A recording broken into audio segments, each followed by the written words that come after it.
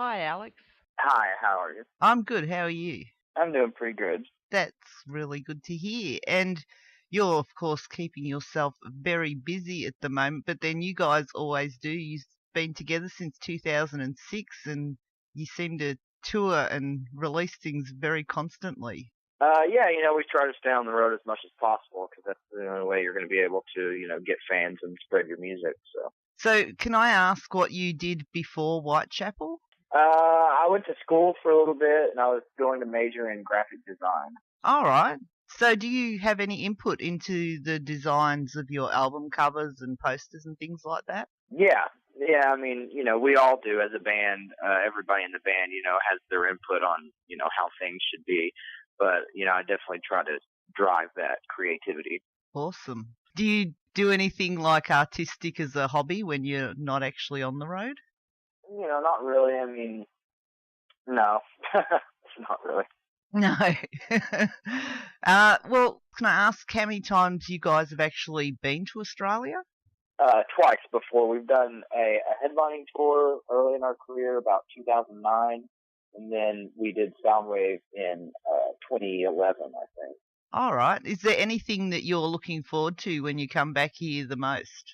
We're just ready to come back and, we're ready to make up those shows that we had missed for Soundwave that we had to cancel due to a family emergency. So, we're stoked to get back and play some shows for the fans and, experience some of the Australian wildlife and, hopefully get to check out some beaches and all that kind of fun stuff. Oh, well, you make sure you do that when you're up in Queensland because it's bloody freezing in Victoria at the moment. Oh, yeah. Well, can I ask about the songwriting process in Whitechapel?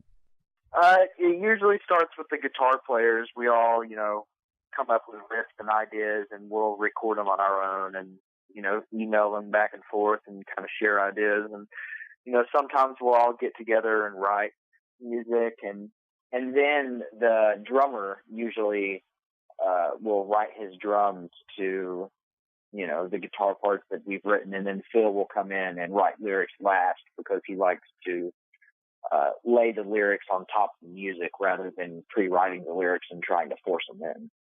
Yeah, and what is your base? Do you have like a message in your music? Is it a personal message, a message for the world? No, I mean, I can't really speak too much on that. Phil's the lyrical guy, so we're just a couple of Tennessee rednecks writing metal music. Very talented Tennessee rednecks, but who can't seem to stop touring and travelling.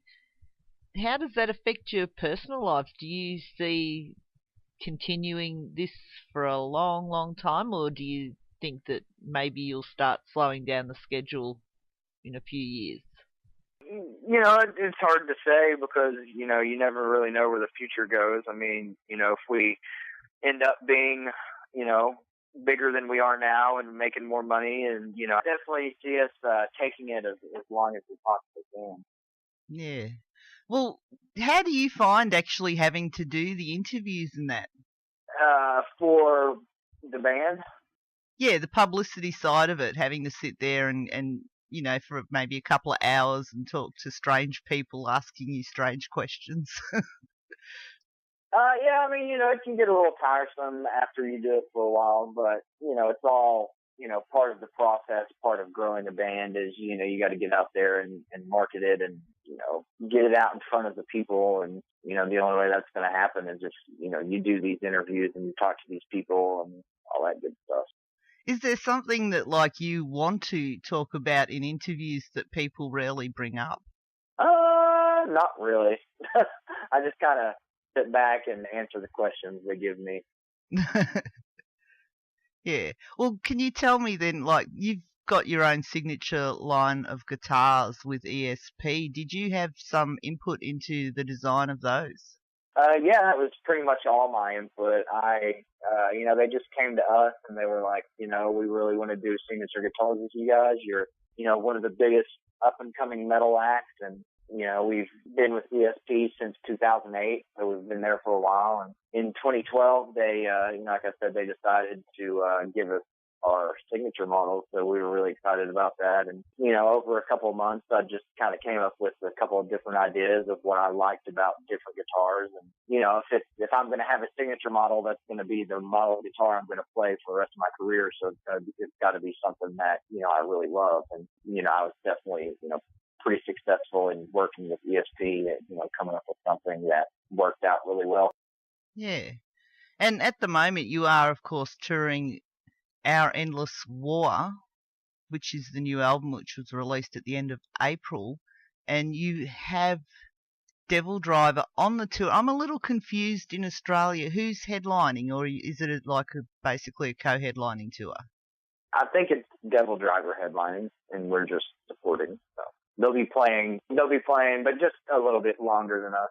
We'll probably play like 45 to 50 minutes, and they'll probably play like an hour and a half. Right. Well, would you have been headlining? I know, like, DevilDriver been around a few more years than you, but then when you look at Facebook and that, you've got a lot more likes than they have. Yeah, I mean, some younger bands are bigger with more social media, but, it just goes to show, like, just because Slayer doesn't have as many likes on Facebook as Bring Me the Horizon doesn't mean that Bring Me is going to play over Slayer, so. Yeah, true. Well, I'm wondering then, I was going to ask you who your favourite band is, or the band that maybe has influenced you. I'm going to assume maybe Slayer's in there. Yeah, growing up, I listened to a lot of different metal, and, I loved Slipknot. They were one of my favorite bands growing up, and they really influenced, a lot of my early writing and guitar playing, and, Slayer's definitely in there, Metallica, pretty much all the great, huge metal bands. Yeah. Well, you guys have just, of course, released this album, Our Endless War, and you release things on a very regular basis. Have you started working on the next album? No, not yet. As musicians, we're always playing guitar and writing riffs and coming up with ideas. So, we have a back catalog of different things we can use to start putting, the next record together, but we haven't started yet. Right. And then after Australia, is there a break after that, or are you still booking shows to go after that? Yeah, we'll probably be trying to do some kind of U.S. tour in the fall after the Australian tour. Yeah, because you're touring Canada before you come here. Yeah. But, like, you've already done a tour of America, as you said, with DevilDriver. Yes, correct. So the next one will be the next American one will probably be you headlining. Yeah, it'll probably be a headliner of some sort. When it comes to doing your own headlining tours, do you pick your own supports? Yeah, more or less. I mean, usually they'll do a submission where our management will submit out an email basically stating that, we're looking for bands to go on tour. And other managers and booking agents will submit their bands, and they'll come up with a list of bands and bring it to us, and we'll pick the bands from the list. And with the new album, do you have a favourite track on the album? Yeah, I think my favorite track is Let Me Burn. It's a track that Phil actually wrote most of the guitars for, and then I just tracked them on the CD. But, I don't know, there's just something really, it kind of has like a Pantera kind of vibe to me. It's just like real slow and groovy and aggressive, and it's not focused on, going fast or blast beats or anything like that. So. Yeah. Well, with all the touring you've done, is there like a story that you can share with us that sticks in your mind from being on the road? There was one time in Europe where we found a band of gypsies that were stowing away in our trailer. That was kind of weird. We stopped at a gas station and heard some commotion, so we got off the bus and went outside, and we saw where this group of gypsies were like handing their babies and their children outside of the back of our trailer. And I guess they had somehow sneaked into it and just rode in our trailer to cross the border between whatever countries we were at. So that was pretty wild. Yeah, that's awesome, actually. I mean, really, when you think about it, gypsies and traveling musicians aren't really that far apart.